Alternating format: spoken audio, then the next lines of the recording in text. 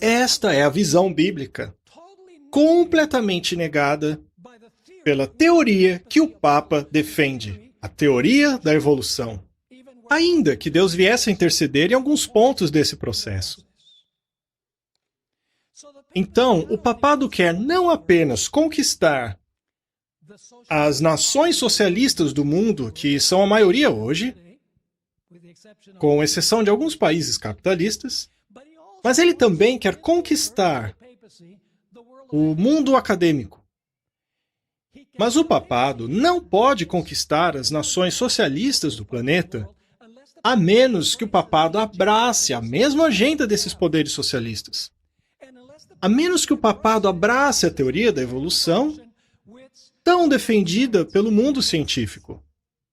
O plano é encaixar-se no mundo da ciência, harmonizar-se com a mentalidade das nações socialistas do planeta.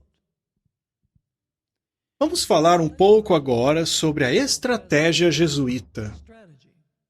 Eu estava tentado a chamar esta pregação de a conspiração jesuíta. Mas então eu pensei, sabe? As pessoas sempre me perguntam, é verdade que há jesuítas infiltrados em nossa igreja? Bem, eu nunca encontrei um. Mas podem existir, não sei. Mas o grande problema não é a Igreja Católica infiltrar pessoas em nossa igreja. O grande problema está em os nossos professores estudarem instituições que não são adventistas. Porque quando eles aceitam aquelas ideias, eles acabam trazendo para dentro da nossa igreja. E então eles ensinam aos nossos pastores, que também acabam aceitando essas ideias, e então ensinando as igrejas. Este é o verdadeiro problema. Não um jesuíta infiltrado aqui ou ali. Mas a incrível história que vamos estudar agora é que os jesuítas infiltraram a sua própria igreja. Há uma conspiração jesuíta dentro da própria igreja católica. O que vou lhes contar agora é a história fascinante do resto da história. Como vimos anteriormente, para que o poder papal consiga recuperar o poder que perdeu, ele precisa atingir dois objetivos. O primeiro é ganhar a confiança dos poderes socialistas do planeta, para que eles possam ter confiança no papado mais uma vez, porque em 1798 e nos anos seguintes, os poderes do mundo não permitiram mais que o papado tivesse esse poder. E em segundo lugar, o papado precisa mesclar com o protestantismo. Eles precisam superar os protestantes. E já vimos que eles fazem isso através da falsa caridade, das ideias liberais e unidade em pontos comuns de doutrina. Então, a estreia do Papa é dupla. Primeiro, conquistar os poderes políticos do mundo, os poderes socialistas do mundo e, depois disso, conquistar os protestantes, para que assim haja uma síntese que resulte naquilo que eles sempre quiseram. Vamos falar sobre o fundador dos jesuítas. Seu nome era Inácio de Loyola. Ele fundou a Ordem dos Jesuítas em 1534, para apenas um propósito, composto de duas partes. Estou lendo o livro Os Jesuítas, escrito pelo jesuíta Malachi Martin, na página 28. Ele escreve assim: os jesuítas eram gigantes, mas com apenas um propósito: defender e propagar a autoridade papal e seus ensinos. Basicamente, os jesuítas foram fundados para obedecerem à teologia da Igreja Papal e para serem obedientes à autoridade do Papa. E os jesuítas foram fiéis ao seu chamado até os anos 50 e 60 do último século. Eles defenderam o papado, a autoridade do seu trono, e defenderam as doutrinas ortodoxas da Igreja Católica. No entanto, no início dos anos 60, o pós-modernismo, liberalismo, começaram a corroer a autoridade do trono papal e os dogmas da Igreja Católica. No início dos anos 60, entre 62 e 65, um conselho muito importante foi celebrado dentro da Igreja Católica. O Conselho Vaticano II. Neste conselho, a autoridade do trono papal foi diminuída e a natureza imutável dos dogmas da Igreja Católica começaram a ser questionados. Na verdade, eu gostaria de ler o que Malachi escreveu. Ele foi uma testemunha ocular do que aconteceu ali. Ele escreve sobre o que aconteceu após o Conselho do Vaticano II. Os furacões da mudança haviam varrido a todos. Um espírito diferente reinava entre os delegados. Estes eram os delegados da 31ª Conferência Geral dos Jesuítas, a 31ª Assembleia dos Jesuítas. Ele diz, um padre-geral muito diferente estava no comando. Este é o cabeça dos jesuítas. Uma atmosfera muito diferente circundava o manto dos papas, pois o jesuitismo havia ganhado um novo formato. Então, houve uma mudança nos jesuítas. Sua agenda não era mais defender os ensinos papais e defender a sua autoridade. O Vaticano II mudou a sua ênfase. A palavra-chave para o Vaticano II era a palavra italiana aggiornamento, que significa renovação. De acordo com testemunhas oculares, este conselho foi um divisor de águas na história da Igreja Católica. Na verdade, logo após o conselho, um novo padre-geral havia sido eleito, um de origem hispânica. Seu nome era Pedro de Arrupa y Gondra. Padre-geral número 27, da Ordem dos Jesuítas. Ele foi eleito em 1965 e durante o seu mandato de 18 anos, a rebelião dos jesuítas contra o papado, contra a sua própria organização, consolidou-se, ela intensificou-se. Tornaram-se liberais e mudaram o foco da ordem dos jesuítas. Isto não pode ser negado, pois pode ser comprovado através de pesquisa que no final dos anos 90 e início dos 60, os jesuítas estavam minando a ideia de que os dogmas da Igreja Católica são verdades imutáveis e absolutas, e também de que o definidor de doutrinas absolutas seria o Papa. Vejam, os jesuítas perceberam que estavam vivendo em um mundo secular, liberal e pós-moderno. E, portanto, precisavam se adaptar a fim de ganhar o apoio do mundo. De acordo com Malachi Martin em seu livro Os Jesuítas, aliás, um livro muito interessante. É claro que há muitas coisas com as quais não concordamos, mas a história é realmente de abrir os olhos, como a ordem dos jesuítas mudou seu foco. De acordo com o livro, o Papa Paulo VI e o Papa João Paulo II e o Papa João Paulo I não conseguiram dormir direito porque eles estavam lutando contra uma perda de controle da ordem dos jesuítas. Em 1987, ou seja, 33 anos atrás, Malachi Martin escreveu isto. Um estado de guerra existe entre o Papa e a ordem dos jesuítas. O quê? Você acha que os jesuítas estão em guerra com a Igreja Adventista? Sim, é verdade, também. Mas este jesuíta aqui, um conservador, não aceitou a nova agenda.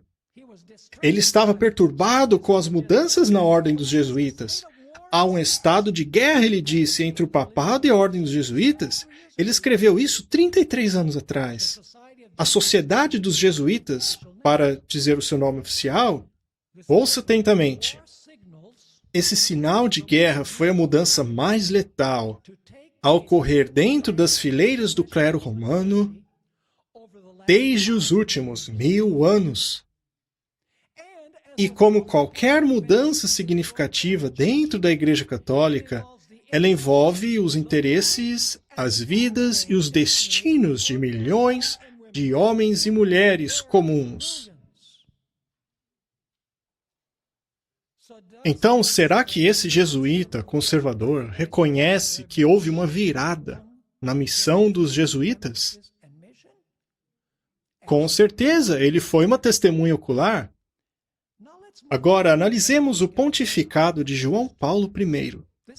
Essa história vai ficar cada vez mais interessante conforme avançamos. Mas você pode dizer, João Paulo I? Quem foi esse aí? Bem, antes que houve um João Paulo II, houve João Paulo I. Ele subiu ao trono em 1978, quando o Papa João Paulo VI morreu. João Paulo I não escondeu o seu descontentamento com a rebelião da ordem dos jesuítas, porque ele era um conservador.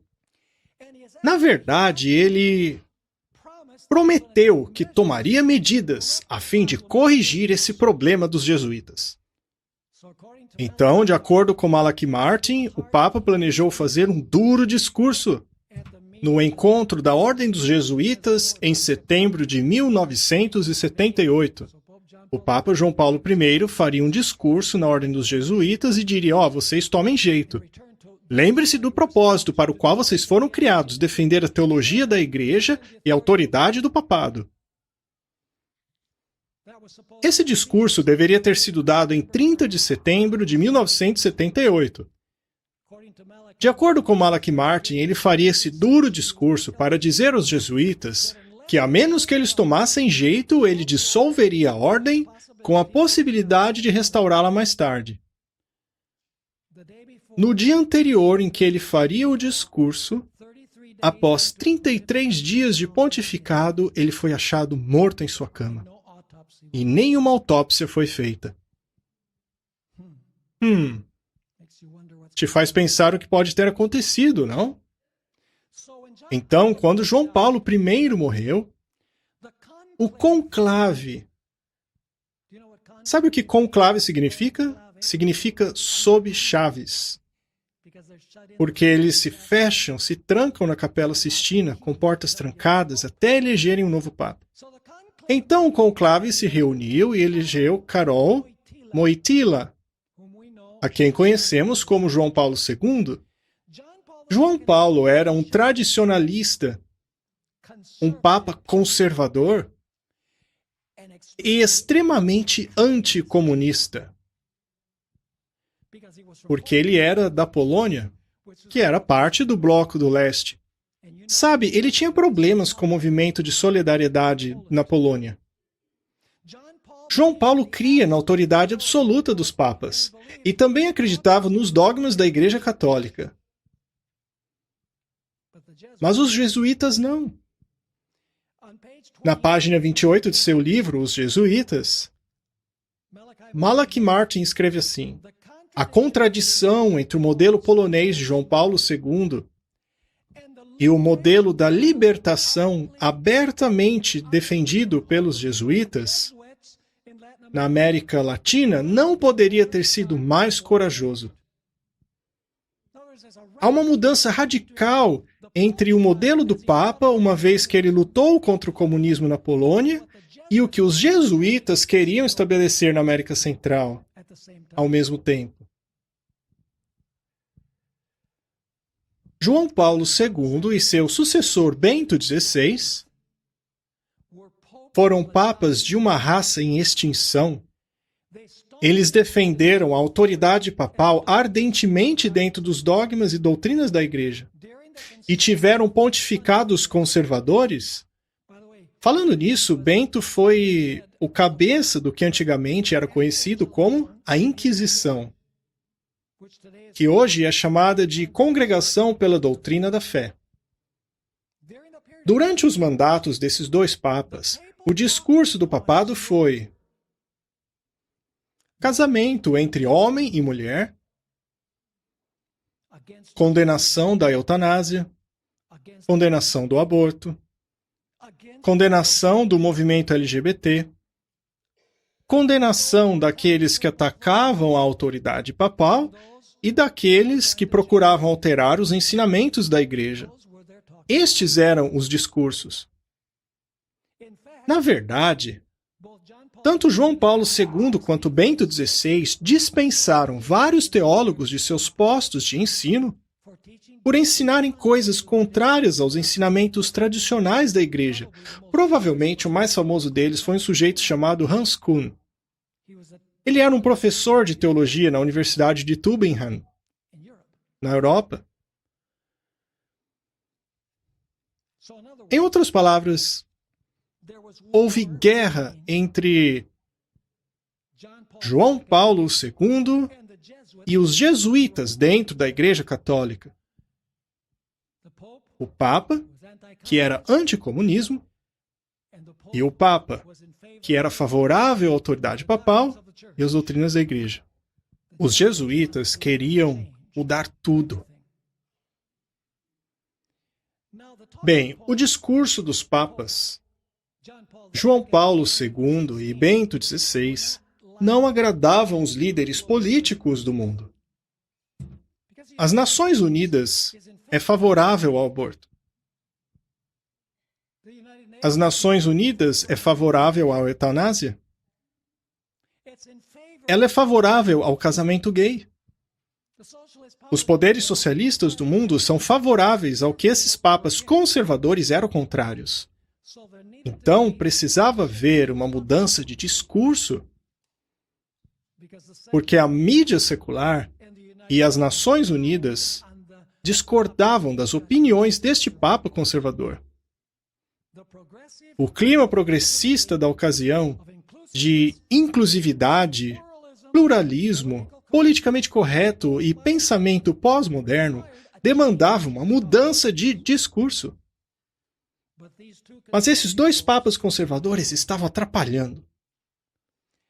Gostaria de considerar, apenas por alguns momentos, a maneira como o comunismo tentou dominar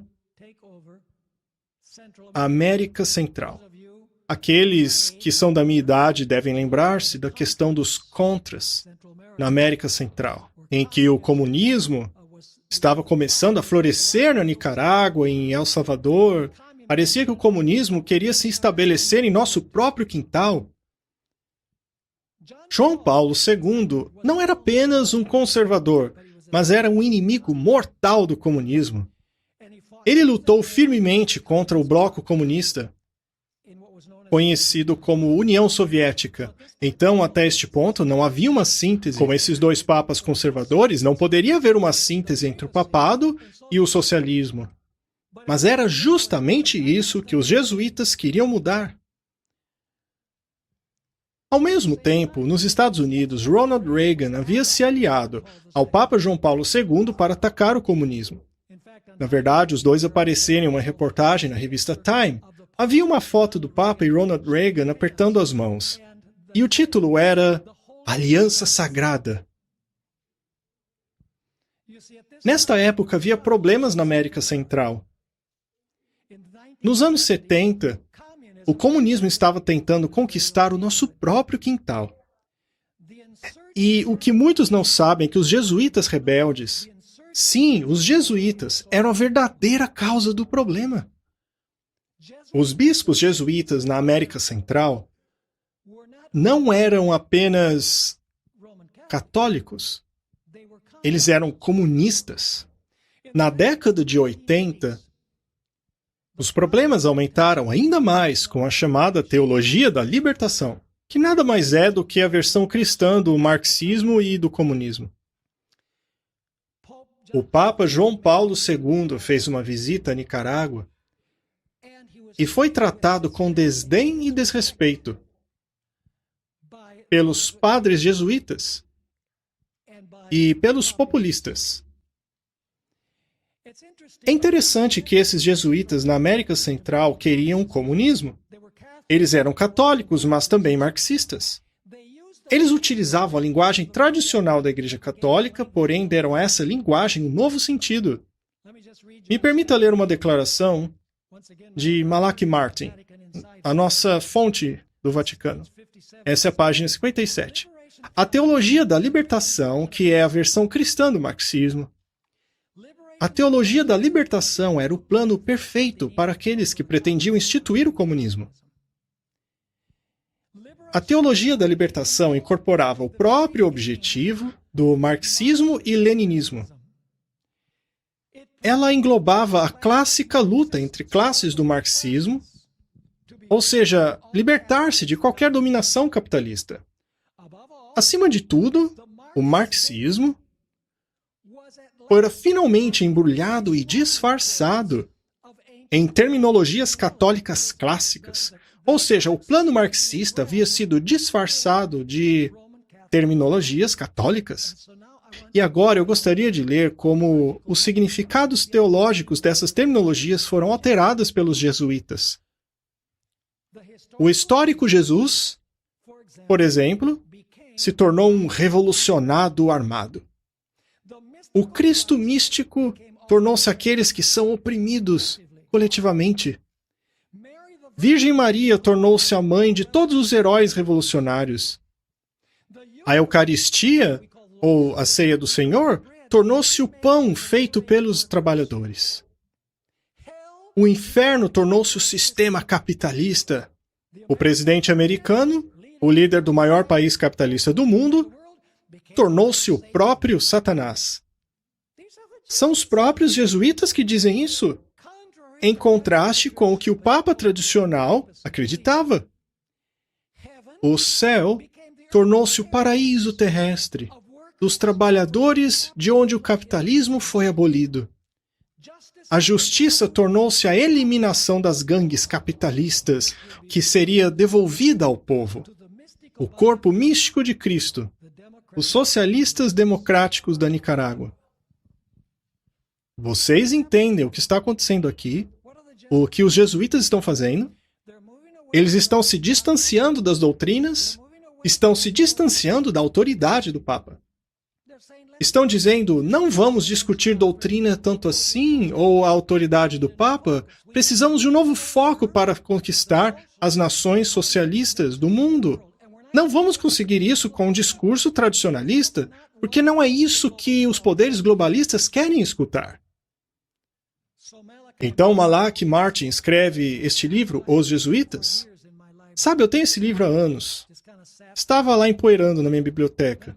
E então, 6 meses atrás, ao olhar meus livros, que no momento estão encaixotados ainda, mas ao olhar para meus livros em minha estante, foi então que percebi este livro por lá, Os Jesuítas. Eu nunca tinha lido.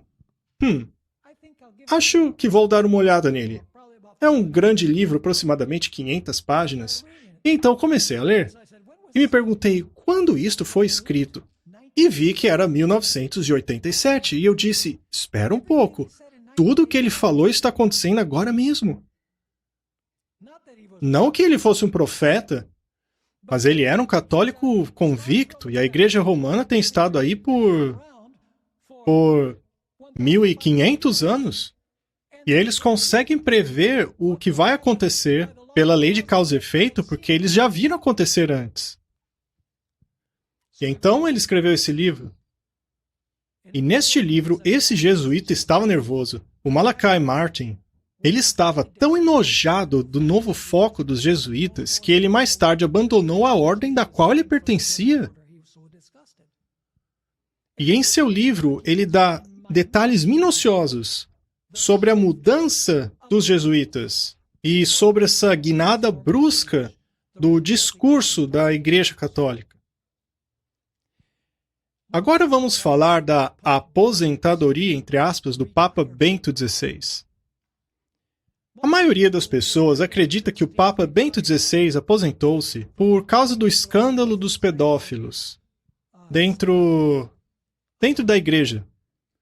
Então acreditam que a Igreja Católica se livrou dele porque ele estava envolvido no escândalo e queriam começar do zero. No entanto, essa não foi a razão verdadeira. Para que a nova agenda dos jesuítas pudesse prosseguir, eles precisavam de um papa liberal. Alguém que não estivesse preocupado com os dogmas da igreja ou com a autoridade papal, mas alguém que estivesse preocupado em agradar os políticos do mundo. E isso ajudaria que os protestantes se unissem ao papado, porque afinal de contas o Papa Bento XVI tinha dito que as igrejas protestantes não são igrejas verdadeiras. Bem, isso realmente desagradou os protestantes. Então, seria necessário um papa que implementasse a nova agenda dos jesuítas. O Papa Bento XVI não abdicou por sua vontade própria. O discurso da Igreja Católica tinha que mudar, e enquanto ele continuasse lá, isso não iria acontecer. Malachi Martin escreveu isso na página 17 de seu livro. Apesar do movimento dos socialistas ter sido global desde sua incepção, foi acima de tudo na América Latina que essa estranha aliança entre jesuítas e marxistas começou a ganhar força. Foi lá, na América Latina, que a nova missão dos jesuítas tomou por objetivo nada mais, nada menos que a transformação do cenário sociopolítico do Ocidente. Então, qual é o propósito dos jesuítas? Transformar o cenário sociopolítico do Ocidente. Acabar com essa ideia de que cada nação é responsável por si mesma, mas sim fomentar o globalismo, ou seja, todo mundo se ajudando. E ele continua. Em outros países da América Central, vejam, escutem bem isso aqui. Os jesuítas não apenas participaram de treinamentos de guerrilha, mas alguns dos próprios jesuítas se tornaram guerrilheiros. Já em relação à guerra contra os dogmas da igreja, Malachi Martin escreveu o seguinte: não há sequer um dogma principal, ou então uma norma crucial da Igreja Católica, que não tenha sido colocada em xeque e desafiada pelos jesuítas. Mais uma vez, então não há nenhuma doutrina sequer, ou uma norma principal da Igreja Católica, que não tenha sido questionada ou negada pelos jesuítas, a começar pelos jesuítas da mais alta hierarquia. Um dos grandes teólogos do século XX, dentro do catolicismo romano, foi Karl Rahner, provavelmente conhecido como o maior acadêmico da Igreja Católica no último século. Veja o que ele escreveu, jesuíta, hein? Para alcançarmos a unidade cristã. Esse daqui é o Malachi sobre o que esse teólogo escreveu. A fim de alcançar a unidade cristã, disse ele, foi necessário abandonar toda a insistência da infalibilidade papal nas questões da doutrina. Abandone a ideia de que o Papa é infalível. E também abandonar a insistência a respeito de todas as outras doutrinas sobre o pontífice romano e do catolicismo, que têm sido definidas pelos papas desde o IV século. Se livrar do quê? Abandonem a infalibilidade papal. Abandonem a sua autoridade e todas as outras doutrinas. Não as enfatize. Por quê? Ora, porque se o Papa as enfatiza, então não há unidade com os líderes do mundo. Ou com o protestantismo? Muito bem, nosso tempo já acabou. Não percam o próximo segmento, porque agora eu começarei a falar do Papa Jesuíta. E eu direi a vocês quem é o Papa geral dos jesuítas hoje em dia. Vejam, isso é uma teia de aranha, na qual cada parte está unida à outra. O que Malachi Martin escreveu 33 anos atrás está acontecendo agora, em frente aos nossos olhos.